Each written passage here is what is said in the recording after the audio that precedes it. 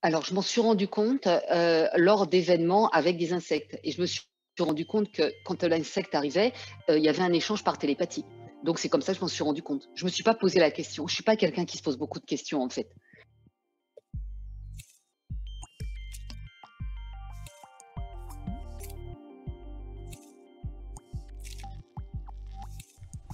Bonjour à toutes et à tous.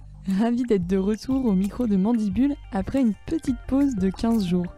Je reviens avec 3 nouveaux épisodes qui seront diffusés les prochaines semaines. L'invitée du jour est Shaina Lebeau. Elle va nous parler de sa pratique de la communication animale. Si vous en avez déjà entendu parler, ne serait-ce que dans des films à propos d'animaux domestiques comme les chevaux, Shaina la pratique aussi avec des insectes. Avec Mandibule, j'aime vous présenter différentes sciences et pratiques autour des insectes. Alors l'interview de Shaina vous proposera un autre regard sur le monde des insectes. Bonjour Shaina. Bonjour Lise. Bienvenue sur Mandibule. Bienvenue. Alors je ne sais pas si tous nos auditeurs ont déjà entendu parler de communication animale. Je pensais pour commencer te demander de te présenter de la façon dont tu le souhaites et présenter aussi ce qu'est la communication animale. Alors effectivement, je m'appelle Shaina Lebeau et je suis, communicatrice animale, professionnelle depuis maintenant, plusieurs, pas dizaines d'années, mais au moins, 12 ans et mon métier consiste à faire, des séances avec des animaux domestiques, pour, accompagner l'être humain par rapport, à un animal qui peut avoir ou pas un comportement inadapté, en tout cas considéré comme inadapté. Les humains qui, font ce type, de démarche, ont des multiples raisons. La plus courante, c'est parce qu'il y a un chat, par exemple, qui fait pipi, dans le lit des humains et la moins courante, c'est, j'ai besoin de savoir ce que pense mon animal, tout simplement. À partir de là, les êtres humains sont toujours extrêmement surpris de la profondeur des informations que transmettent les animaux, mais également, de la connaissance qu'ils ont, du ou des êtres humains avec lesquels ils vivent. Et là, très rapidement, dès le début de la communication, ils se rendent compte que leur animal n'est pas là par hasard. Et il est tellement pas là par hasard que c'est lui qui choisit sa famille parce qu'il est en mission avec un des êtres humains du foyer. Donc, l'objet aujourd'hui, c'est pas que je détaille, tout ça, complètement. L'objet aujourd'hui, c'est que l'on parle, des insectes, donc c'est ce qu'on va faire après. Et avant d'en arriver là, je peux également parler de l'école que j'ai, pour, apprendre à communiquer par télépathie avec les animaux, puisqu'on a tous la télépathie qui est active à la naissance. Donc c'est un jeu d'enfant de se reconnecter et une fois qu'on est reconnecté, c'est également un jeu d'enfant de savoir comment on fonctionne et petit à petit, plus on pratique et plus on a d'informations et on va se détacher de plus en plus du mental qui reviendra quand on en a besoin, mais pas au moment de communiquer avec les animaux. En tout cas, c'est pas sa place à ce moment-là. Et dans cette école, j'ai également, tout un parcours qui permet aux personnes d'approfondir la communication avec les animaux et d'acquérir des compétences indispensables pour en arriver au jour où certains ont envie de devenir professionnels et de se mettre à leur compte pour, effectuer des séances de communication avec les animaux, pour des êtres humains. Donc ça, c'est un métier, qui est magique, qui est passionnant, quand il est fait correctement, avec éthique et déontologie. Ça veut dire que à partir du moment où j'ai fait un premier stage, je me suis aperçue qu'il pouvait y avoir des déviances et j'ai écrit un code éthique qui est, très important, auquel je suis très attachée parce que sinon, l'être humain a cette tendance naturelle, à vouloir, prendre, vous savez, d'être dans ce système pyramidal où on veut un peu le pouvoir sur les autres et donc, à avoir, des déviances. Donc avec ce code éthique, ça cadre bien les choses et pendant les différents stages, y compris à l'initiation, je cadre beaucoup, aussi bien au niveau de l'enseignement, de la manière de se reconnecter, que de la démarche, avec les animaux pour que le bien-être soit total, à la fois pour l'animal, mais aussi pour l'être humain. Donc voilà, en ce qui me concerne, je communique avec eux depuis toute petite et puis, tout ça, je le raconte dans mon livre en long, en large et en travers et en communiquant, avec les animaux, je me suis aperçue un jour, que les êtres humains ne communiquaient pas tous avec les animaux, donc ça a été une grande surprise et puis, il y a même eu un drame, lié à cet, événement. Mais tout ça, c'est dans mon livre aussi, mais aujourd'hui, on va parler des insectes. Je t'écoute, Lise. En effet, c'est vraiment magique. Et je t'entendais parler de télépathie. J'aimerais bien que tu m'expliques un petit peu comment tu reçois les informations, parce que donc les insectes, les animaux n'ont pas l'usage de la parole. Donc je voulais savoir sous quelle forme tu recevais leurs messages. Alors, la télépathie, c'est un échange qui consiste à avoir un émetteur, un récepteur. Donc, un coup, c'est l'animal, un coup, c'est l'humain. Ensuite, un humain a un cerveau qui émet des ondes cérébrales et en fonction de l'activité que l'on a, on émet des hertz qui sont différentes. Quand on est en relaxation légère, l'être humain, il émet des ondes entre 7 et 13 hertz. Et on s'aperçoit que les animaux, eux, quoi qu'ils fassent, leur cerveau fonctionne différemment leur cerveau va toujours émettre des ondes entre 7 et 13 hertz. Donc, qu'ils soient en activité ou pas, c'est toujours les mêmes ondes. Donc, nous, on met notre onde radio en mode alpha, donc en relaxation légère, et on peut se connecter sur l'onde radio de l'animal. Une fois qu'on est connecté, on va échanger des informations par nos sens. Donc, on va échanger des informations par des images, par des sons, par le toucher, par l'audio, par le sentir et également par des ressentis et de l'intuition. Quand on reçoit l'information, on la reçoit avec notre cerveau droit, donc c'est une information brute.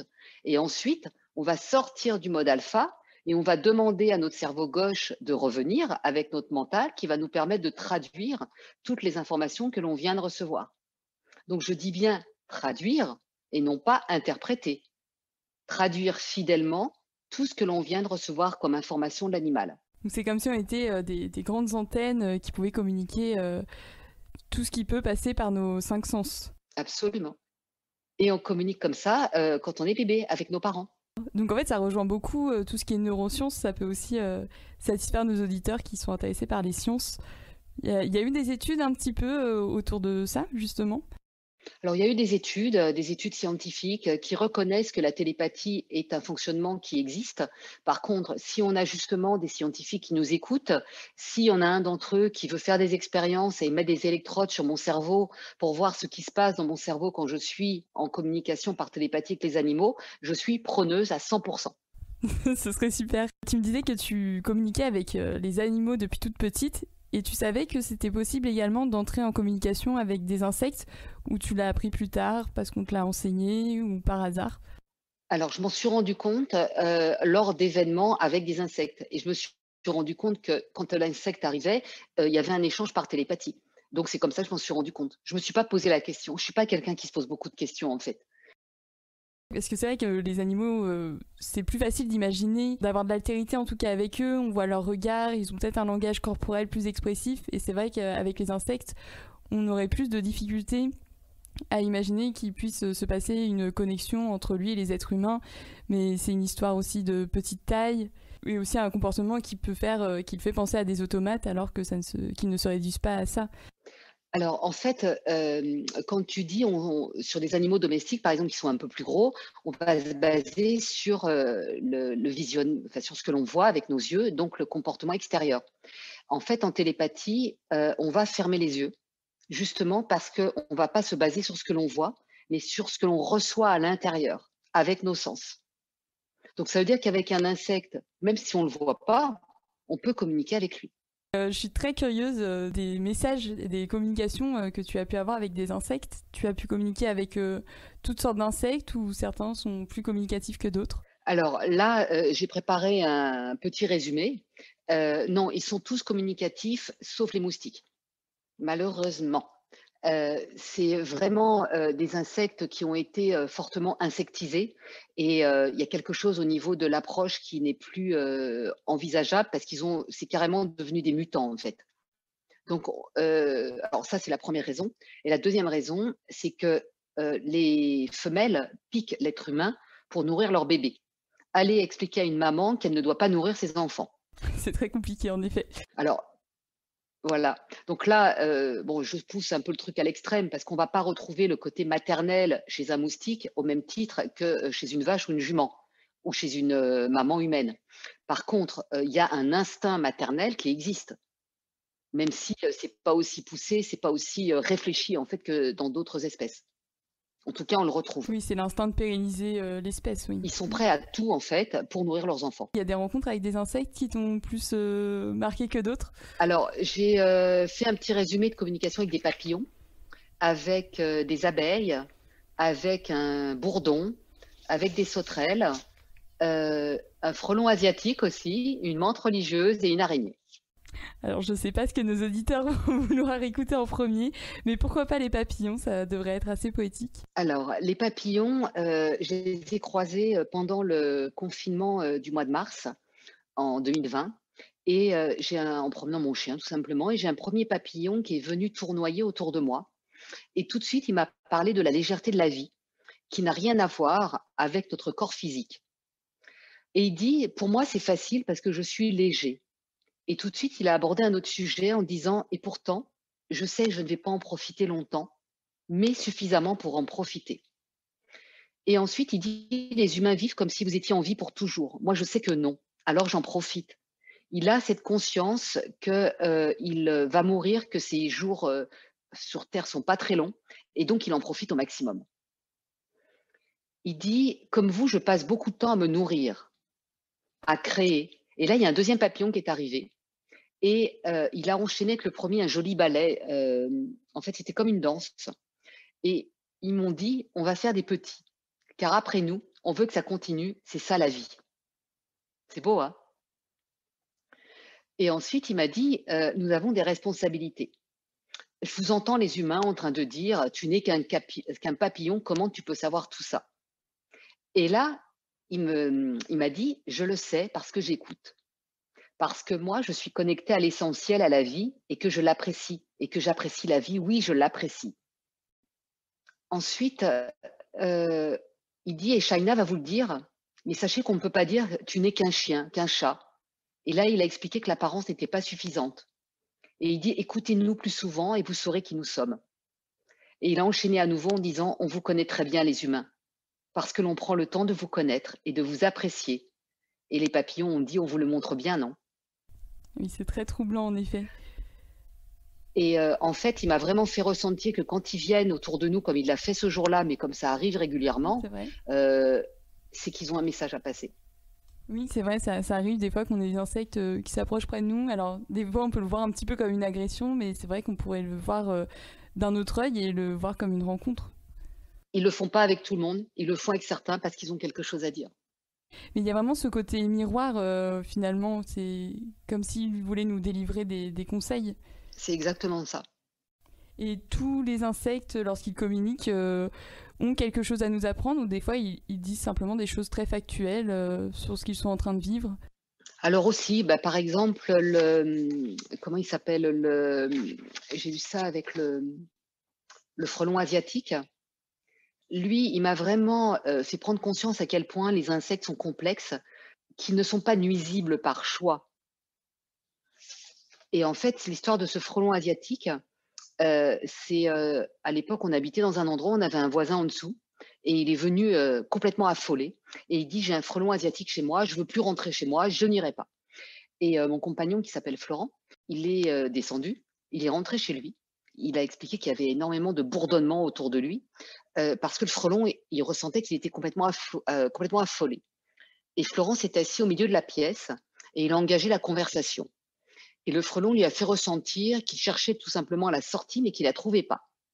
Donc là, Florent, il a voulu l'apaiser, calmer le jeu. Il lui a dit: «Je suis là pour t'aider. Maintenant, tu peux te poser près de moi et ensuite je vais t'aider à sortir». Alors ça, c'est ce qu'il a dit dans sa tête et il lui a fait ressentir qu'il ne lui ferait pas de mal. Donc ensuite, Florent, il est resté dans le calme pendant 10 minutes et là, il a vu le frelon qui est venu se poser au sol devant lui.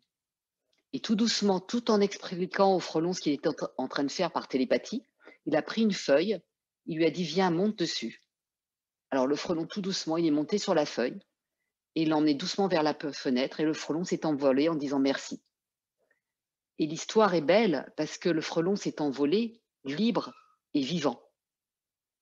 Et ça, c'est une des choses qu'abordent les insectes, c'est on veut nous aussi vivre. Et oui, ça pose la question de comment cohabiter. En effet, il y a des insectes qui ont des comportements qui ne sont pas compatibles avec nos habitudes de vie. C'est vrai qu'on ne pourrait pas vivre dans une maison avec un nid de frelons asiatiques, par exemple, ou avec une colonie de fourmis. Et donc toute la question, c'est quand il se passe ça, comment on s'y prend pour ne pas s'agresser mutuellement et faire en sorte que chacun soit libre et que personne ne dérange personne.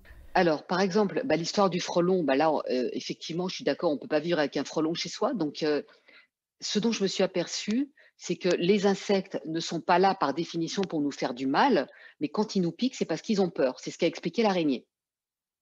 Elle pique pas par, plaisir, elle pique parce qu'elle a peur ou parce qu'on tente de la tuer. Alors, bah, justement, on va passer à l'araignée. Alors l'araignée qui n'est pas un insecte qui fait partie des arachnides, à préciser, mais j'ai quand même très envie de savoir ce qu'elle a à dire. OK, pardon. Non mais je pense que beaucoup de personnes se trompent dessus. Mais en effet, c'est aussi, ça fait partie des arthropodes et c'est vrai qu'elle n'a pas toujours bonne réputation, mais on peut quand même l'écouter. Alors déjà, l'araignée, quand elle est dans une maison, en dehors de la communication avec elle, on sait que c'est que la maison est saine. Donc c'est déjà une première bonne nouvelle. Oui, c'est vrai. Après, donc j'ai rencontré mais une énorme araignée qui était dans ma salle de bain il y a quelques jours. Ah, je pense que certains se reconnaîtront dans cette situation. Donc en apparence, elle est énorme et tout de suite, en la voyant, j'ai ressenti ça mais une grande, grande, grande sensibilité et ensuite elle m'a adressé un message très personnel sur ma propre sensibilité et elle m'a dit: «Bon, bah, ça va parce que franchement, tu la gères de mieux en mieux». Et tout de suite, cette araignée, elle a enchaîné en me parlant ensuite de ma famille avec des infos très personnelles sur lesquelles je ne vais pas m'étendre. Et ensuite, elle a enchaîné. Elle dit: «Je suis là pour apprendre la patience aux humains. Et c'est pour cette raison que nous, les araignées, on ne se laisse pas facilement attraper. Si l'humain a une bonne intention, ok, je m'approche de lui et je peux lui montrer comment faire ses bases». Et là, je lui ai dit: «Mais ces bases, ça veut dire quoi?» Elle me dit: «Bah, en fait», elle me dit: «Je me suis rendu compte qu'il y avait plein d'humains qui, n'étaient pas, implantés sur terre, qui sont au-dessus de la terre. En fait, ça part dans tous les sens, parce qu'ils ont pas cette base et cette base, en fait, c'est, sa toile d'araignée pour elle et pour nous, bah, c'est d'être dans une maison, dans un endroit où on se sent bien, où on va, s'installer» et elle a parlé de patience, sans précipitation. Et elle a expliqué que pour avoir cette base, si on vit toujours précipité, bah, on ne peut pas être ancré sur terre et être, avec une base qui va être, comment? Confortable. Hmm. Oui, l'araignée, c'est vraiment un animal qui est domestique quelque part, parce qu'il est toujours dans la maison, on les voit pas spécialement, mais elle nous voit en C'est revanche. ça. Donc oui, c'est un peu une colocataire. Alors après, elle a dit: «Si l'humain, pense positivement, en fait, elle dit, il sera toujours poussé vers la bonne direction et s'il a des pensées négatives, il souffre» et là, elle a laissé un blanc et je lui dis: «Mais il souffre de quoi?» Elle me dit: «Bah, d'être avec lui-même. Il est pas bien avec lui-même». OK, beau message. Elle disait: «Les pensées influencent l'homme, mais que donc positives ou négatives, l'homme en tant que tel, mais également la nature» et elle dit: «À vous de voir ce que vous voulez vraiment maintenant, parce que le bonheur, il est à portée de votre main.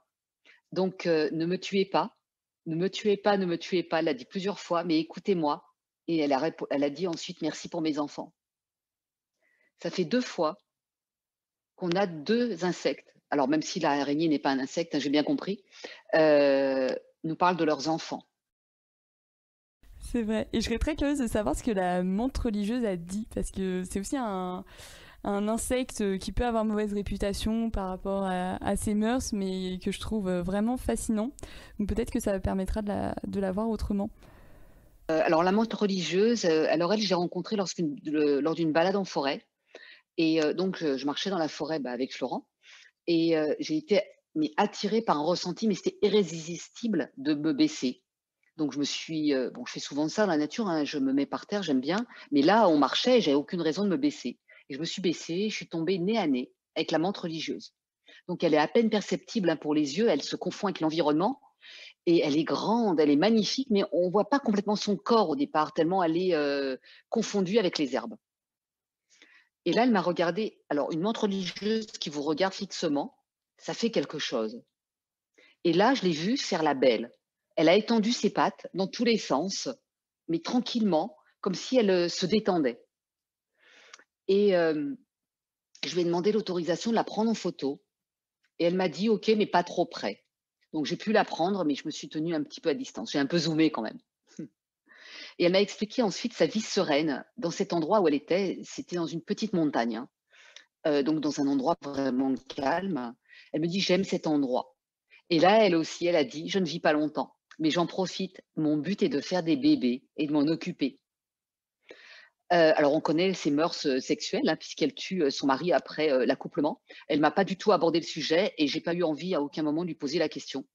C'est, des mœurs que nous on juge, mais qui sont propres à son espèce. Donc, bah, nous on a d'autres mœurs qui sont propres à notre espèce et la menthe religieuse ne nous juge pas. Donc, j'ai pas eu envie d'aborder le sujet. Et alors après, elle a dit: «Je prends le temps de vivre et d'observer ce qui se passe et je vous propose à vous les humains de faire pareil. Prenez le temps de vivre et d'observer». Et elle me dit: «Comme toi tu le fais quand tu te promènes». C'est vrai que moi quand je me promène, je suis aux aguets, je ressens, je sens, j'adore. Et elle dit: «Si tu vas trop vite, bah, tu peux rien capter et tu ne m'aurais pas capté». Et bah, oui, effectivement. Et ensuite elle dit: «D'observer la nature, c'est tellement bon pour vous les humains». Et elle a expliqué que quand les humains, on va dans la nature, elle a expliqué qu'en fait, on bénéficie de la nature, d'un baume de douceur et d'amour que nous envoie la nature elle-même. Donc à travers les plantes, les arbres, l'énergie, les insectes, et cetera. Et elle a redit: «Observer sans aller trop vite», parce que c'est vraiment le plus important pour voir les choses telles qu'elles sont et aussi pour voir la beauté. Parce qu'en fait, il y a tellement de choses belles autour de nous et bah, en allant trop vite, on passe à côté, quoi. Et ensuite, elle a ajouté: «Moi, je n'attaque que si on m'attaque». C'est pas qui elle est j'ai vraiment ressenti que c'était pas c'est pas une violente du tout. Et elle dit: «Et vous les humains, pourquoi vous nous tuez?» Donc on en revient à nouveau à l'hymne à la vie, hein. Oui, c'est ça. Elle invite aussi à l'émerveillement et c'est sûr que ça fait réfléchir à deux fois avant de les écraser sous le coup de la panique. Alors, de panique, oui, oui, oui, c'est de peur. Mmh. Voilà, c'est la peur, mais en fait, oui, à partir du moment où on sait qu'ils n'ont pas d'intérêt à nous faire de mal, qu'ils ne veulent pas nous faire de mal, il n'y a pas de raison qu'on fasse la même chose. C'est ça, c'est exactement ça. Et au final, t'as t'as pas spécialement besoin de leur poser de questions, en fait. Tout de suite, les insectes savent ce qu'ils veulent dire. Alors ça, c'est intéressant ta question parce que là, je n'ai fait que les écouter dans ce qu'ils avaient besoin d'exprimer spontanément. Et quand on communique avec un animal domestique, c'est la même démarche. C'est-à-dire qu'avant de poser des questions que les humains, veulent poser, ce qu'on fera dans un deuxième temps, je vais toujours écouter ce que l'animal a besoin d'exprimer spontanément. Parce que c'est, bah, l'animal domestique a besoin depuis qu'il est au monde, quelques mois, quelques années, bah, depuis tout ce temps-là, personne ne comprend ce qu'il veut dire, ce qu'il ressent, quel est son avis. Donc de l'écouter, bah, c'est le plus beau cadeau qu'on puisse lui faire. Et dans un deuxième temps, bah, évidemment, on peut faire une réunion de famille dans laquelle tout le monde peut prendre la parole. Des fois, les insectes te posent des questions. Alors là, ça m'est pas, arrivé, j'ai pas tout en tête non plus, oui, plus comment les abeilles. Parce que les abeilles, ce sont des insectes, mais qui finalement sont, elles étaient dans des ruches, donc quelque part elles sont domestiquées, tout en étant libres. Donc c'est vraiment autre chose. Je vois. Elles ont vraiment un statut entre deux, entre l'animal sauvage et l'animal domestique. Voilà, tout à fait. Et encore là, j'ai pu, communiquer avec, des ruches, 4 ruches différentes et dans les 4 ruches, j'ai eu des informations qui n'ont strictement rien à voir, mais vraiment rien à voir. On va le voir après. D'accord, parce que ce sont des apiculteurs qui font appel à toi. Oui, Mm. oui. Et en général, qu'est-ce qu'ils cherchent à comprendre? Ils cherchent à améliorer l'organisation de leur ruche pour le bien-être des animaux. Oui, c'est vraiment un monde, les apiculteurs que j'ai rencontrés qui sont vraiment dans le bien-être des abeilles, mais qui sont des passionnés et en tout cas tous ceux que j'ai rencontrés et ils ont vraiment cette volonté que tout aille bien. Et c'est vraiment des passionnés. Et tu as des comptes rendus de communication avec des ruches? Alors en fait, à chaque ruche, ce qui m'a surprise dans les communications avec les abeilles, c'est que c'est pas forcément la reine qui vient communiquer. Donc là, en l'occurrence, il y a une abeille qui est sortie. Donc moi, je m'approche de la ruche, hein, j'ai pas de combinaison et tout ça, puisque je vais communiquer avec elle, j'ai pas besoin de me protéger, j'y vais avec une intention juste d'échanger. Donc je n'ai jamais été piquée, je pense que c'est important de le dire. Et je me mets par terre auprès de la ruche et puis j'écoute ce qui se passe. Et là, l'abeille m'a dit bah, excuse-nous, on est un peu pressé, on a besoin de s'organiser. Et elle dit: «Les chemins ne sont pas aussi plats qu'on peut l'imaginer. Nous sommes des voyageurs et on vous propose à vous les humains de voyager pour vous initier». Et là, j'ai été très surprise et je lui ai dit: «Mais s'initier à quoi?» Et elle m'a répondu, qu'il existe d'autres façons de faire et de voir, que vous n'êtes pas tout seul à réfléchir à l'avenir du monde. Et ensuite, elle me dit: «Et puis l'amour, c'est très important pour nous et pour vous». Elle a également parlé de la tranquillité que de vivre de cette manière, pouvait nous apporter et également la possibilité en vivant tranquillement de faire des choix, mais des choix qui font du bien et pas des choix du genre, «Bah, je peux pas faire autrement». En fait, elles en ont marre d'entendre ça: «Je peux pas faire autrement». Alors évidemment, c'était en lien avec l'humaine avec lequel, qui s'occupait des ruches et c'est ce qui est très intéressant avec les abeilles, c'est qu'elles sont reliées à l'être humain et tout ce qu'elles m'ont dit en fait, c'était en rapport avec, cette humaine qui disait tout le temps: «Je peux pas faire autrement». Donc moi, cette personne, je la connaissais pas, hein, c'est la première fois que je la rencontrais et j'ai pas suffisamment discuté avec elle pour la connaître. Et ensuite, elle m'a parlé du mot respect qui est arrivé comme une évidence et cette abeille m'a dit: «Tu dois en parler et de tout ça et ça arrive à force de chanter, de danser». Et elle dit: «On est OK pour vous apprendre, mais écoutez-nous, quoi». La personne en question, je vais changer son prénom, on va dire qu'elle s'appelle, je sais pas, Sandrine. Heu, Elle, m'a expliqué que Sandrine en sait beaucoup plus qu'elle n'en dit. En fait, elle, cette personne, avait énormément de connaissances qu'elle ne transmettait pas et l'abeille trouvait ça très dommage, heu et elle dit: «Elle sait nous transmettre des choses qu'elle pense, mais elle n'entend pas la réponse qu'on lui donne». Donc ça, c'est un regret, hein, que j'ai pu transmettre. Donc après, c'est à l'être humain de mettre en place, des choses pour que ça change. Donc ça fait partie aussi de la manière dont moi je transmets les informations pour que l'être humain entende et ensuite mette en place, ce que l'animal demande. Et ensuite elle dit: «Ici, c'est OK pour nous, on veut bien y rester, mais franchement, on a besoin de temps pour s'installer et croire que, on va rester là parce qu'on en a ras le bol de bouger». Et ensuite elle a dit: «Merci».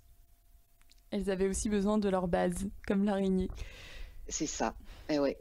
Oui, donc il y a vraiment aussi un côté psychologique parce on doit communiquer avec les animaux et ensuite parler avec les humains pour faire passer le message qui peut être aussi des fois un petit peu déstabilisant. Ouais.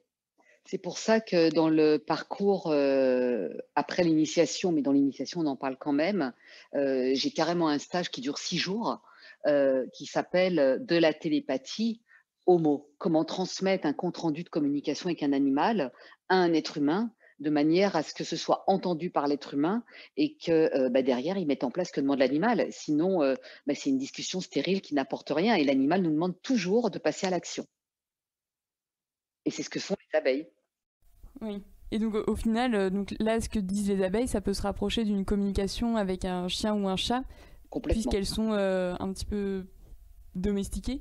Oui. Mais ce que te disent les insectes, c'est très différent de ce que peut dire un chien, un chat. Oui, en fait, là, la communication, elle est très succincte par rapport à une communication avec un chien ou un chat qui durerait entre 1 heure et demie, 2 heures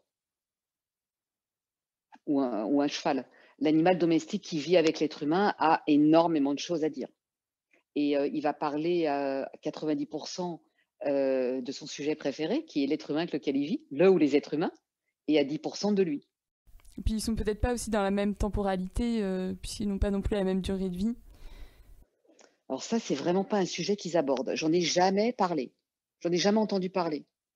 Parce qu'ils parlent beaucoup de la vie qui est courte, donc peut-être qu'ils parlent moins longtemps pour ça. Ah là, les insectes, oui, oui, oui, mais pas les chiens et les chats. C'est intéressant ce que tu viens de dire parce que j'avais pas fait attention, effectivement. La temporalité là des insectes est importante, oui.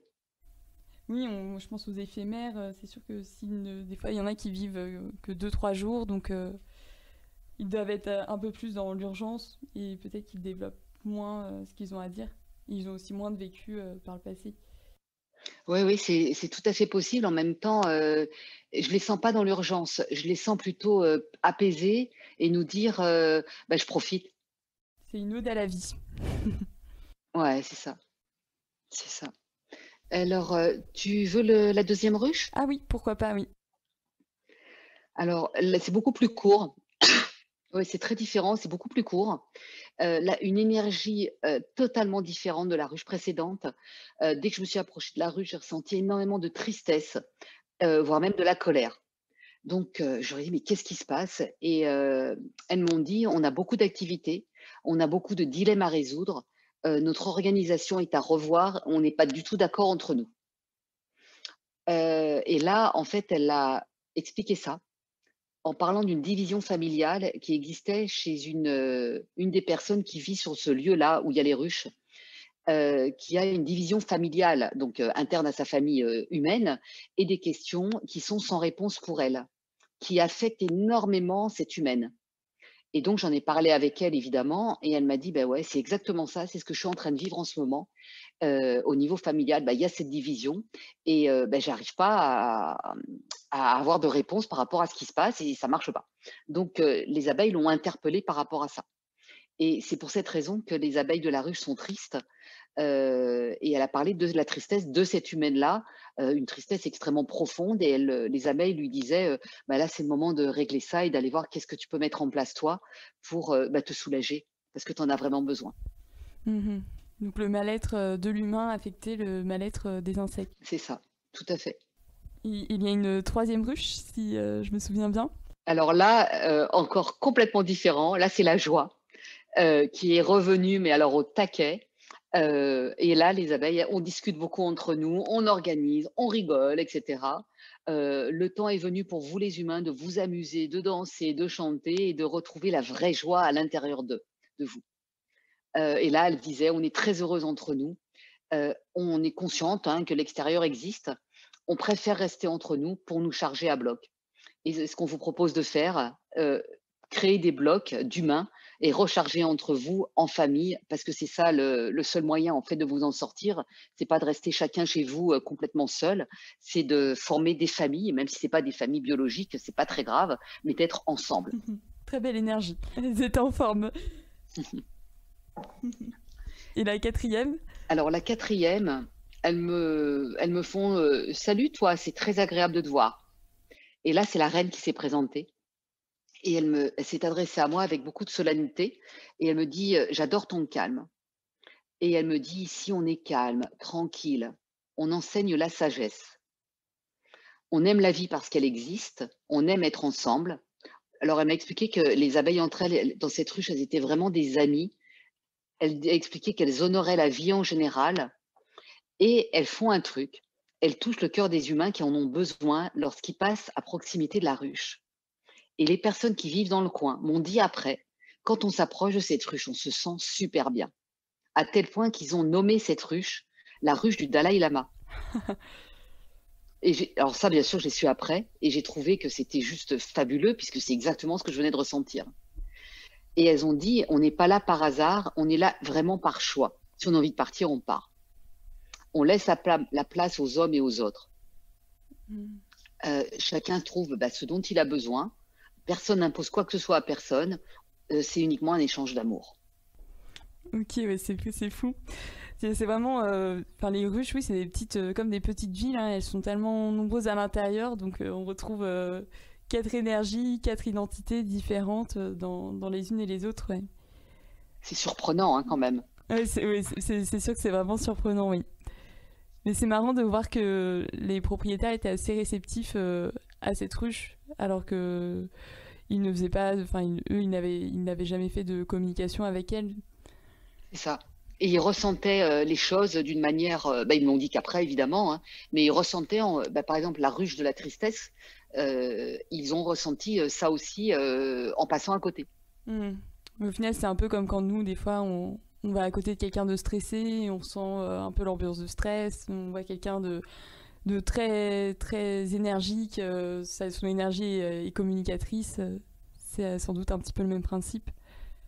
En fait, il y a une aura autour, bah, on a tous, tout est énergie, donc on ressent les énergies qui se baladent et à travers la ruche, comme à travers tout, il y a une aura qui se dégage et effectivement, tout le monde peut ressentir.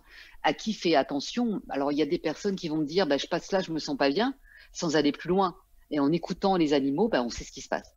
C'est génial. Je suis enthousiaste. Je Ah sais. mais c'est sûr, c'est génial et moi qui cherchais des sujets, originaux, qui sortent de l'ordinaire, qui éveillent la curiosité, en tout cas, ça a le mérite de vraiment répondre à tous ces critères. Alors après, il y a l'histoire du bourdon.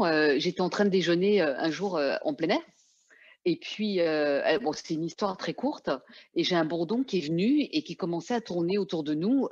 Bon, c'était pas forcément agréable et alors il s'envolait, il revenait. Bon, c'était un petit peu, énervant. Il tournait autour de moi et il me dit alors donc je me suis adressée à lui, hein, je lui dis: «Bah, qu'est-ce que tu veux?» Il me dit: «Je veux manger». Alors, je dis: «OK, on va passer un deal tous les 2. Tu reviens quand j'ai fini et je te laisserai lécher la sauce dans mon assiette». Et immédiatement, dès que je lui ai dit ça, il s'est éloigné, il s'est envolé. À la fin du repas, franchement, à la fin du repas, il est venu, je lui ai tendu mon assiette, il a léché l'assiette et il est parti. Et le but de ça, le but de ce message que j'avais envie de transmettre à travers cette histoire, c'est qu'on peut toujours se mettre d'accord et ne pas tuer l'autre. Tout petit soit-il, c'est facile de tuer un bourdon. Et ben là, en faisant ça, on trouve une solution qui est une solution gagnant-gagnant. Oui, c'est ça, tu as passé un deal avec le frelon. C'est Avec ça. le Et tout le bourdon, monde est en pardon. vie. C'est ça. Et en fait, à travers cette histoire, mon association s'appelle, La Goutte d'eau du colibri et ce qui me motive, moi, c'est vraiment cette légende qui est une légende amérindienne qui raconte qu'un petit colibri, était dans la forêt, il y a un incendie et que le petit colibri s'active pour aller chercher des gouttes dans le lac d'à côté pour mettre sur l'incendie. Il fait plein d'allers-retours comme ça, très vite, avec de l'eau dans son bec et il y a un autre animal qui se présente, qui s'appelle un tatou, qui arrive très agacé, très énervé et qui lui dit: «Mais petit colibri, tu vas pas éteindre le feu comme ça à toi tout seul». Et le colibri lui répond très calmement: «Je le sais, mais je fais ma part». Et en fait, c'est ce qui me motive depuis toujours. C'est je sais très bien que je ne peux pas sauver la terre entière, mais petit à petit, en faisant des petites gouttes d'eau comme ça, en faisant ce qu'on fait aujourd'hui, en faisant d'autres gouttes d'eau parce qu'effectivement, bah, il y en a, pas mal, je fais ma part pour donner leur vraie place aux animaux, quels qu'ils soient, du plus petit au plus gros, pour qu'ils aient une place dans le monde qu'ils méritent vraiment et qu'ils soient pas vus comme un chien, comme un insecte ou comme, un animal qu'on mange, parce que ça aussi c'est un sujet qu'on peut aborder. C'est une 3e, un 3e type d'animal, c'est les animaux, qui sont, torturés, dans des, abattoirs, au moment de la fin de leur vie. Encore faut-il qu'on puisse parler d'une vie, puisque effectivement il y a des endroits où ils sont élevés dans des manières, très respectueuses, mais dans la majorité des cas, ils sont élevés de manière, irrespectueuse et violente et oui, c'est de la torture, en fait. Donc d'avoir une pensée pour eux et d'être conscient que quand on mange un animal, on a aussi conscience de ce qui se passe derrière, ça me paraît aussi, important d'en parler, sans jugement, avec une extrême tolérance, parce qu'une fois qu'on sait, on fait ce que l'on veut, mais on le fait en conscience. Oui, c'est ça. C'est sûr que ça sensibilise en tout cas et puis voilà qu'on ait expérimenté ou pas la communication animale, des fois voilà, on peut surtout croire ce qu'on voit, en tout cas ce qu'on expérimente. Mais en tout cas, ça permet vraiment d'imaginer que la réalité puisse être un peu autrement qu'on l'a toujours cru et ça permet de planter cette petite graine et de se dire et de considérer voilà, les animaux et les insectes autrement. C'est ça. Alors si tu veux une dernière, alors il y a, j'ai 2 histoires de sauterelles. Alors, la première histoire, c'est lors d'une randonnée. J'ai une sauterelle qui s'est posée sur mon sac à dos et elle me dit: «Est-ce que tu peux m'expliquer comment je peux éviter de me faire écraser?» Et là, elle m'a montré l'image de grosses chaussures de randonnée. Alors, je lui ai expliqué qu'il y avait des chemins où il est préférable qu'elle n'aille pas. C'est là où les humains marchent et je lui ai dit: «Reste, dans les à côté, tu seras tranquille». Elle me dit: «Bah oui, mais je sais ça». Et elle me dit: «Mais pourquoi est-ce que les humains sont tous au même endroit?» Et là, je lui ai expliqué, l'humain a souvent du mal à sortir de sa zone de confort et il suit le chemin qui est balisé. Et, et elle me dit: «Ah ouais, quand même, il y en a qui, préfèrent l'aventure, mais ils sont plus rares». Donc on a vraiment échangé, mais c'était extraordinaire. Et ensuite, elle s'est approchée de moi, elle est montée sur mon t-shirt, elle s'est placée en face de moi, elle m'a dit: «Merci». En fait, cet échange, ça lui a, donné une place, qui était super importante pour elle, par rapport aux humains qu'elle voit tous les jours. Et ensuite, elle s'est envolée, elle a fait ses petits bonds et elle est partie. Alors ça a été un grand moment, hein. Au niveau émotionnel, pour moi, ça a été très fort. J'ai vraiment ressenti, quelque chose de puissant à travers cette petite sauterelle qui savait des choses, mais qui avait besoin d'en parler et d'échanger et de dire: «Toi, t'en penses quoi?» Comme s'il y avait un lien à créer avec, un être humain. Oui, qu'elle voit toujours passer, et puis elle doit se sentir toute petite à côté, donc ça doit un petit peu l'intriguer. Oui et puis la peur. J'ai vraiment senti sa peur aussi. Donc là, elle s'est fait un petit cocon, on était toutes les 2, on était bien et puis après elle a pu partir toute légère, c'était chouette. C'est super mignon. Et il y a une deuxième sauterelle? Alors la deuxième sauterelle, alors là, ça va être un peu différent parce qu'en fait, comme je viens de terminer l'écriture d'un livre qui va sortir début mars, c'est un petit passage du livre. Donc, c'est vraiment une avant-première parce que personne ne l'a jamais entendu. Et en fait, c'était, lors d'une soirée, où j'étais avec des personnes où je m'ennuyais, ferme. Hem, j'ai une sauterelle qui est arrivée, qui s'est posée, dans ma main et voilà le passage du livre. Il m'est arrivé, à l'âge adulte, de passer des moments totalement silencieuses. En fait, quand j'étais enfant, je parlais pas, hein. Tout ça, c'est dans le livre aussi. Lors de soirées, par exemple, où la discussion ne me passionnait pas vraiment. Peut-être me considère-t-on parfois comme associable, mais il y a des discussions qui m'ennuient fortement, comme celle qui consiste à refaire le monde pendant des heures sans passer à l'action. L'enseignement des animaux, pour moi, a toujours été de passer à l'action. Alors rapidement, je retourne dans mon monde à moi, à l'intérieur, pour ne pas être impacté par ce ramassis de mauvaises nouvelles dont les humains aiment débattre. Et un soir, où nous étions réunis avec d'autres personnes, la discussion battait son plein et, je dois l'avouer, je m'ennuyais fermement. Je décide de quitter ces personnes quelques instants pour me réfugier dans le jardin, là où le calme avait l'autorisation de m'envahir. Je rencontre alors une sauterelle qui n'était pas du tout apeurée, qui engage le dialogue avec moi. Nous avons toutes les deux passé une bonne partie de la soirée ensemble à tchatcher comme deux amis qui se connaissent de longue date.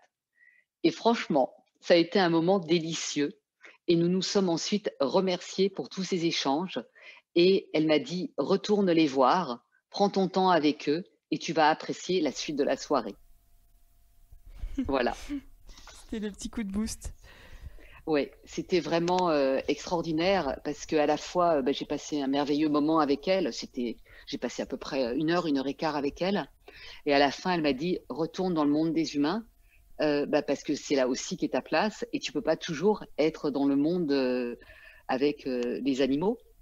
Donc vas-y et puis, continue ton chemin».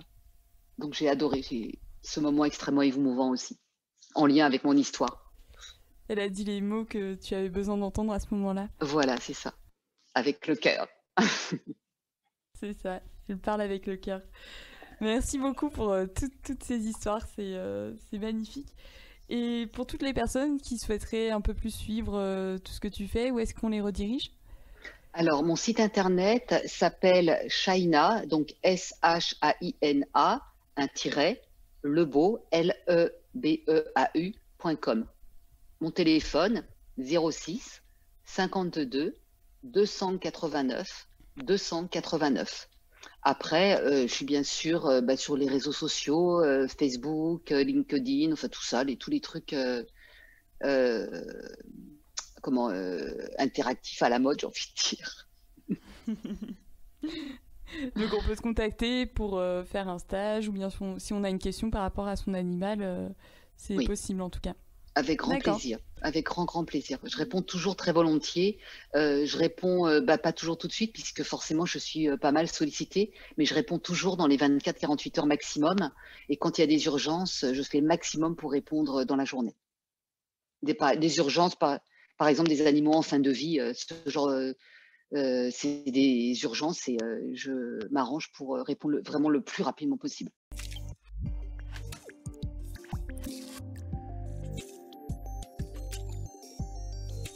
J'espère que vous avez aimé cet épisode un peu différent des autres. Personnellement, cela m'a fait penser aux fables où l'on tire des enseignements des animaux qui nous entourent. Il questionne aussi l'anthropocentrisme et nous donnera sans doute envie d'être plus aux aguets les prochaines fois que nous nous baladerons. C'était le 9e épisode de Mandibule. Si vous aimez ce podcast dédié aux insectes, n'hésitez pas à lui laisser 5 étoiles sur Apple Podcast ou de le suivre sur Instagram @mandibule_podcast. C'est toujours très encourageant. et je vous dis à la semaine prochaine pour un prochain épisode.